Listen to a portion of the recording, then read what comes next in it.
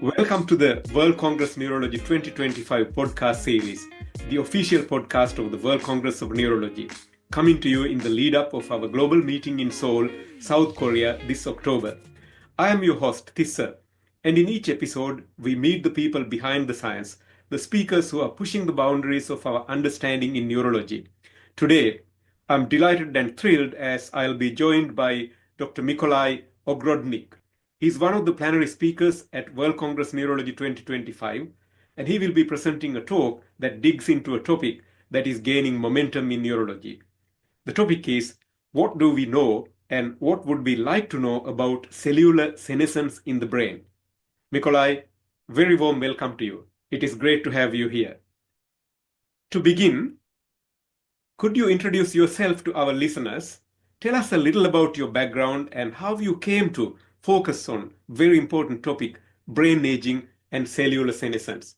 So fire it away. Thank you very much for this very kind introduction. I'm honored to be here and be able to tell you a little bit about the science that's been happening in the field of cellular senescence relating to the brain function. One disclaimer that I am not a neuroscientist by training. I'm a biogerontologist. I've been working primarily with the subject of the aging process across organs and model systems. But one of them, which I've been particularly interested in and also involved in, was the cellular senescence of the brain. And I've been studying it primarily throughout my PhD studies and postdoctoral research as a collaboration between two large centers for aging research. One stationed at Newcastle upon Tyne, Newcastle University Institute for Aging, and second at the headquarters of Mayo Clinic in the Kogot Center for Aging Research. So that's my background. Yeah. Let's start with the basics. That's great. For those in clinical practice in general neurology, someone like me, for an example, what is uh, cellular senescence in the brain, and why is this important for practicing neurologists like me today? So cellular senescence in general is a concept which emerged roughly in the 60s. It was observed in conditions of cell culture, so in vitro, that cells display a certain features of the aging process.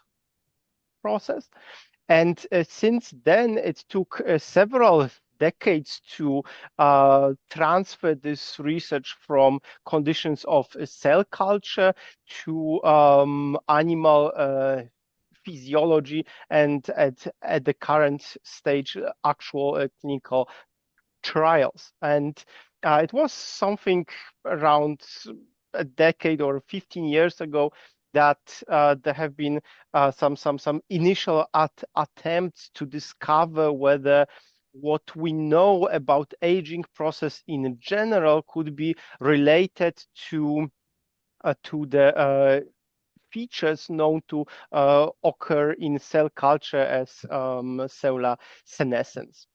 Why is it important for neurosciences?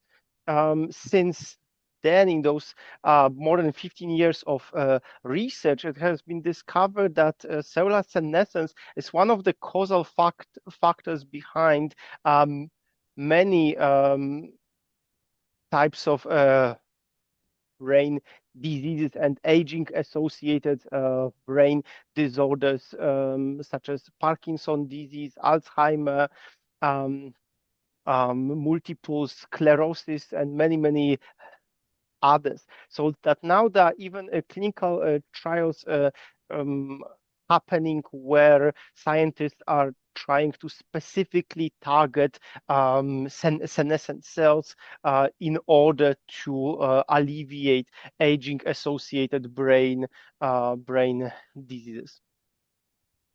Uh,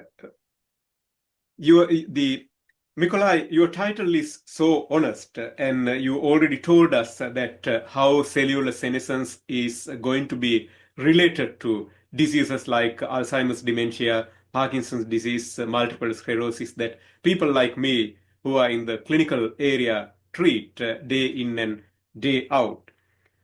So, what do we know, and what would we like to know in the field of cellular senescence? Again, I want you to bring this back to bedside, in other words, clinical life, to benefit not only neuroscientists, but neurologists and neurology trainees in the field.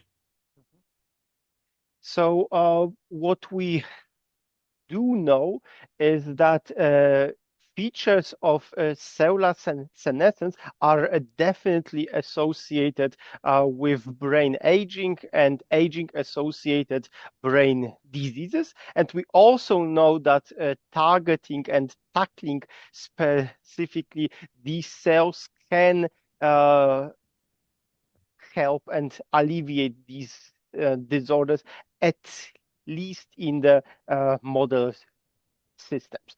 What we don't know, in my opinion, is what is it that cellular senescence is actually doing there. So what is the mechanistic impact of senescent cells on brain function?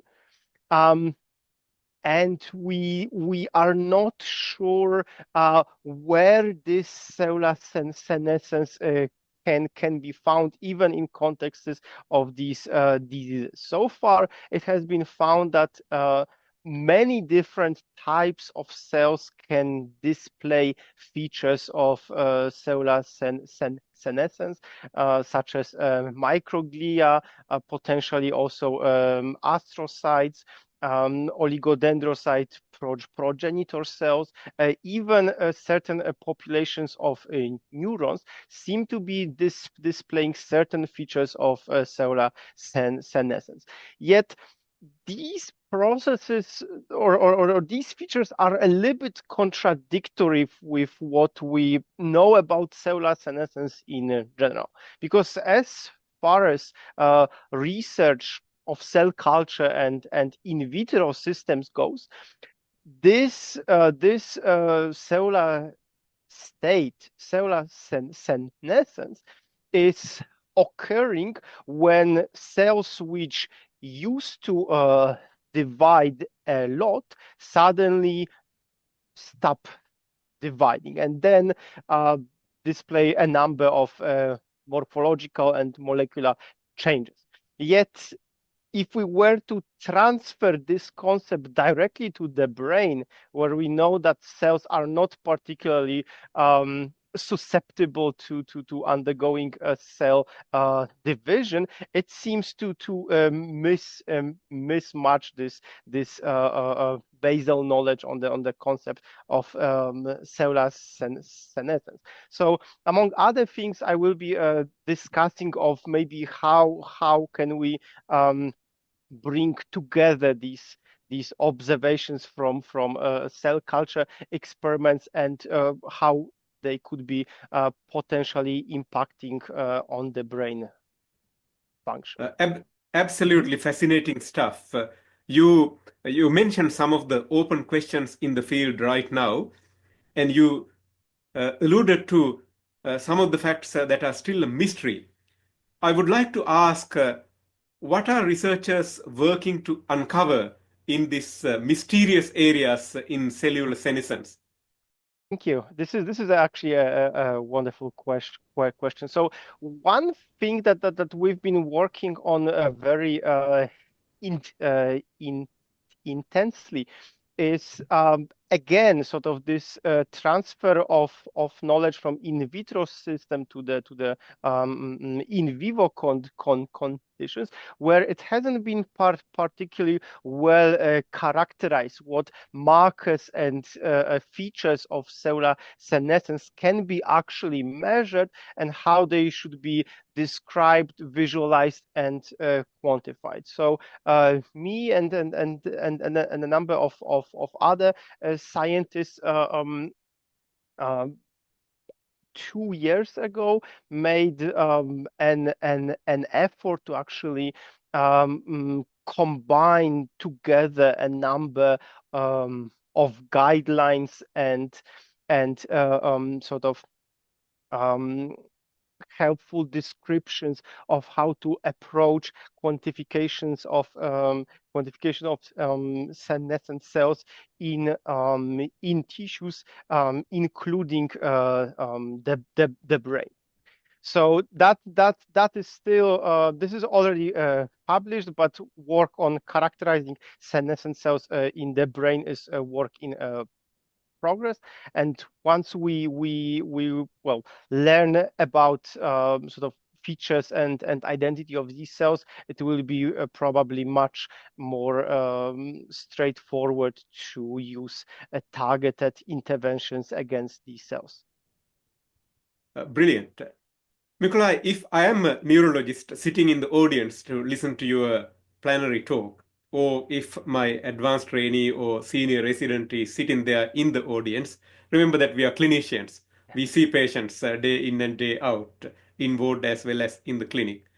What is the one insight you want us to walk away from your talk once you've done your talk in this much anticipated plenary? Well, I would definitely say that it is worth considering that aging process sort of occurs on all the levels of biological complexity. It is not what what we see. It is not just what we see in terms of changes of the whole organ, but also cells and individual molecules are being affected. And if we research these things in more depth, there might be better options for interventions suitable also for the clinical work and sort of helping patients in hospitals. This is a very hot topic, of course, and I can anticipate the value of global exchange and potential for career growth for many folks who are in your audience, wouldn't it? Would you like to elaborate on potential for the future? Um, when it comes to sort of future applications of this research, we definitely expect that currently ongoing clinical trials will reveal whether the direction, the research direction we predicted should be effective in targeting senescent cells in the brain is a correct one, or whether we should change how we approach um, um, targeting and maybe even potentially eliminating senescent cells, because as much as there has been a number of successes in animal models, especially transgenic mice, we all know that it's not always that easy to translate research findings from mice to humans. So once these outcomes of clinical trials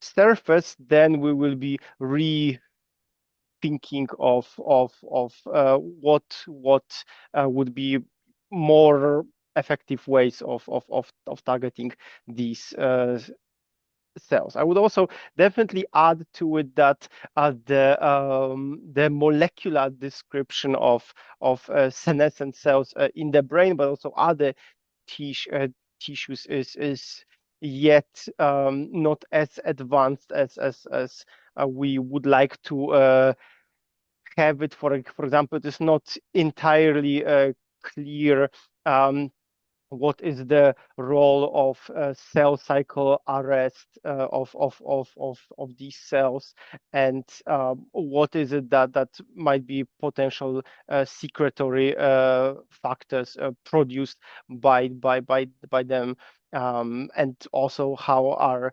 what are means via which they can affect their surroundings. Brilliant. Mikolaj, World Congress Neurology is a key event for the global neurology community, and it will be the same in 2025 also. From your perspective, what makes World Congress Neurology 2025 is an essential event for neurologists and neurology trainees worldwide? Why should people join us in Seoul beyond just the science? What are your personal reflections on this area? Well, I would speak as somebody a little bit of outside of the field, and but also I think that might be a little bit encouraging to say that neuroscience in general has been a source of essentially infinite inspiration to many other fields of sciences, including a subject of aging research, but what my lab has been working on, which are the tissue responses to damage. These are all very relevant topics, and I'm very hopeful that um, the there can be things which field of neurosciences has been working on, which are applicable also to other fields of sciences. I also checked the preliminary schedule of the conference and the invited speakers, and all looks astonishingly well organized, and I'm extremely excited for all these upcoming talks. So I don't see any reason why somebody who, especially somebody who is in the field of neuroscientists, wouldn't want to be there and listen to these exciting talks. And it will be an unbelievable opportunity for the neurology and neuroscience community to meet, intermingle, network, and continue to expand global collaboration, which is needed more than ever today, isn't it? For certain. Now, Mikolaj, before we wrap up, I would like to ask a sort of a personal question. If you look back in your own career so far, is there a moment from your own research journey that really made you stop and say, wow, this changes everything? Something that reshaped your thinking in this field and neuroscience in general. If you look back, is there a moment that you could reflect on and give some personal insight to our listeners? Um, Certainly. I mean, I don't know how that one would be actually applicable, but I was quite astonished to see how much overlaps there are between how different tissue function and what are the the mechanisms behind activation of cells, what are their overlaps. Like as I mentioned earlier, my lab has been studying sort of a broad subject of tissue damage responses, and we see that that that neuronal cells can, to a certain extent, behave in a similar manner as, for example, cells in our skin or in other tissues. And sort of seeing these overlaps was quite an eye opener there, because then knowing that there's a similar set of machinery where cells can respond to somewhat different stimuli, but in a similar manner, can help us to really sort of transcend findings from seemingly different fields of sciences, and much easier sort of navigate through animal physiology. I don't know how much these are understandable, but yeah, I think it should be a little bit clean, sort of clearer after my lecture in October. The truly enlightening, Mikolaj. I don't want you to give too much away because I want people to come to the sessions and listen to your lecture and in the audience so that they can intermingle with you live, face to face, or virtual for that matter. But I couldn't stop asking this question. When it comes to cellular aging or cellular senescence, are you proposing, again, I don't want you to give away too much, so you can choose to answer this question whatever the way that you wanted to answer. Are you suggesting that when cells age, the do they possibly share a similar final common pathway or similar mechanism?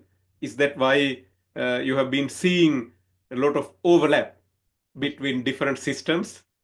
Answer me in a sort of a cautious way without giving away too much. Um, I would say definitely under certain con conditions. I would say that there are similarities in how cells experience aging process. Process. They get a fairly similar inputs and might activate a similar cellular machinery as a response to these inputs. But what happens to these cells, and what are the consequences of these responses, might be fairly context dependent. And I think that that will be also one of the subjects of the lecture there. So as you suggested, I'm not going to reveal too much at this point. Fair enough. Fair enough. And one last question, probably the $50,000 worth question. Everyone wanted to get old quickly when we are really small. But after a certain age, let's not reveal that age today. People do not want to get old too fast, too quick.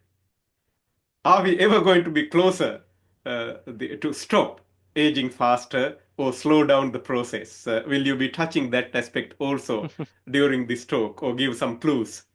I can definitely mention a subject on the of where is biogerontology heading to. There's definitely some understanding of how aging process could be modulated, as in we know conditions where aging is accelerated. There are also some ideas of how to slow down process of aging. When it comes to stopping aging altogether, in my personal opinion, it doesn't seem like we are getting there anytime soon, uh, maybe ever. But again, these are subjects of very intense debates among uh, biogerontologists, and the amount of evidence to make accurate predictions for the future is quite limited at this point. Nikolai, in my personal clinical practice, when I make a new diagnosis of Parkinson's disease, or multiple sclerosis for that matter, what I normally say is not sort of one size fits all. I tell my patients that consider this as part of the aging process. You and me both getting older. But when I give you this diagnosis, what it means is you're probably getting older a little bit more faster. So what we are trying to do with holistic approach is to trying to slow that down so that we can reduce the disability. Yes. Am I saying the right thing, or Yes, am I saying the wrong thing? I would say so that one of the sort of focus points, but also challenges of biogerontology is to target age-associated conditions, but not necessarily one disease at the time with their clearly described clinical features and outcomes, but rather try to find these most upstream and baseline mechanisms driving the whole aging process, and therefore increasing the risk of numerous age-related diseases, with the idea that if we can target these more generic and global mechanisms behind aging process, we can maybe alleviate a large number of aging associated conditions. Or associated disability or associated impact in their daily life, isn't it? Indeed. Mikolaj, this had been a wonderful discussion so far, but we have a limited time. And thank you so much again for joining us with a very short notice and sharing your expertise. I have no doubt that your session will spark some fascinating discussions at the Congress.